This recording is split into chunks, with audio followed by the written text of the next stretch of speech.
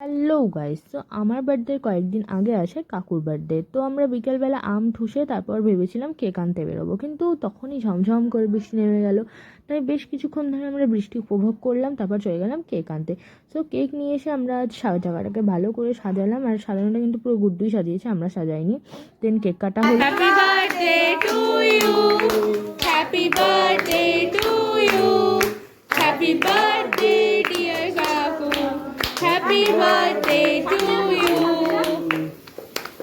Celebration তো খুব ভালো মতোই হলো। তারপর এখানে আমাদের গানের অনুষ্ঠান হচ্ছিল, পুচকো গান গাওয়ার চেষ্টা করছিল, কিন্তু ও তো সিগমা বয়েস ছাড়া আর কিছু বলে না। তো সেটাই কিছুক্ষণ করলো, করার পর ভালো গানের প্রোগ্রাম হলো আমাদের। দেন আমাদের একটা 10 মিনিটে আইসক্রিম ব্রেক হয়েছিল। সো আইসক্রিমটা খেয়ে তারপর আমাদের শুরু হলো নাচ। এত নেচেছি না আমরা সেদিনকে, আমাদের কোনো আইডিয়াই ছিল না যে আমরা নাচবো। তো যে যেরকম পেরেছি নাচা আরম্ভ করে দিয়েছিলাম। তারপর সবাই মিলে খুব ভালো মতো নাচ গান করলাম, করার পর আসে খাওয়ার টাইম। সো আজকের মেনুতে ছিল বিরিয়ানি।